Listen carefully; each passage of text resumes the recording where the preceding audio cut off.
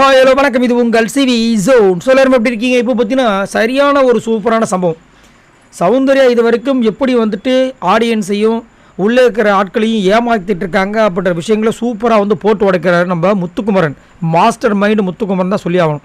தர்ஷிகாவும் முத்துக்குமரன் இப்போ வந்து நைட்டு பேசக்கூடிய விஷயங்கள் வருது லைவில். அதில் வந்துட்டு தர்ஷிகா வந்துட்டு சௌந்தர்யா பற்றி பேசும்போது சொல்கிறாரு நம்ம முத்துக்குமரன், எனக்கு இந்த பிக் பாஸ் வீட்டுக்குள்ளேயே ஒருத்தரை பார்த்து பயமாக இருக்குது அப்படின்னா அது கண்டிப்பாக சௌந்தர்யா அப்படின்போது இவங்க ஷாக் ஆகுறாங்க. ஏன் அப்படி சொல்கிறேன் அப்படின்னா, நேரடியாக ஒருத்தங்க எதிர்த்தாங்கன்னா அவங்கள நம்ம ஈஸியாக வந்துட்டு மோதிடலாம். ஆனால் இவங்க எந்த பக்கம் அடிக்கிறாங்கன்னு தெரிய மாட்டுது. ஆனால் அடி மட்டும் விழுந்துக்கிட்டே இருக்குது. அந்த மாதிரி கிளவராக அவங்க திங்க் பண்ணுறாங்க. அதே மாதிரி ஒரு வாரமும் ஃபஸ்ட்டு வாரம் எப்படி நடந்துக்கணும், மக்களுக்கு எப்படி பிடிக்கும், 2வது வாரம் என்ன பண்ணணும், 3வது வாரம் என்ன பண்ணணும், 4வது வாரம் 5வது வாரம்னு சொல்லிட்டு எல்லாத்தையுமே பிளான் பண்ணி அடிக்கிறாங்க. அதே மாதிரி ஒரு சின்ன விஷயத்தை கூட ஊதி பெருசாக்கி அதை வந்து பயங்கரமாக வந்து பெருசாக்குறாங்க. வேணுட்டுமே ஃபைட்டை க்ரியேட் பண்ணுறது. அதே மாதிரி நம்மளாம் என்ன பண்ணுவோன்னா மக்களுக்கு பிடிக்கிற மாதிரி பண்ணணும்னு நினைப்போம்.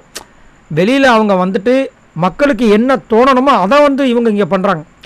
மக்களுக்கு இதை வந்து தோண வைக்கிறதுக்கு இதை நம்ம பண்ணோன்னா மக்களுக்கு அது தோணும் அப்படின்ற மாதிரி திங்க் பண்ணி அடிக்கிறாங்க. அதனால் எனக்கு ரொம்ப பயமாக இருக்குது அப்படின்ற மாதிரி செம்மையை வச்சு சொல்கிறாரு. இதை நான் கேட்க ஆமாம்மா ஆமாங்க, இந்த ஜோசியத்தை சொல்லுவாங்க பாருங்க, உங்களுக்கு 2 பசங்க ஆமாங்க, உங்களுக்கு ஆல்ரெடி வந்துட்டு இந்த மாதிரி ஒரு பிரச்சனை வந்துருக்கு ஆமாங்கன்னுவாங்க. அந்த மாதிரி வந்துட்டு அப்படியே புட்டு வைக்கிறார்.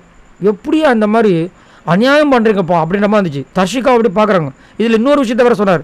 தர்ஷிகாவுக்கு வந்து ஒஸ்ட் பர்ஃபார்மன்ஸ் தான் ஜாக்லின் கொடுத்துருப்பாங்க. அதிலே ஒரு ஃபைட் வந்திருக்கும்.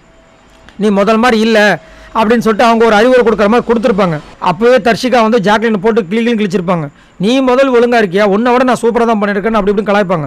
அதையும் சொல்கிறாரு, உனக்கு வந்து ஜாக்லின் வந்துட்டு ஒஸ்ட் பர்ஃபார்மன்ஸ் கொடுத்தது, அதுக்கு அதுவே வச்சுக்கிட்டு ஆப்பு அப்படின்ற மாதிரி அங்கே ஒரு விஷயத்தையும் வைக்கிறாரு. ஏன்னா தர்ஷிகா வந்துட்டு டவுன் ஆயிருக்காங்க இல்லைன்னு சொல்லு, ஆனால் இவங்க மேலே நிறைய விஷயங்கள் இருக்குது.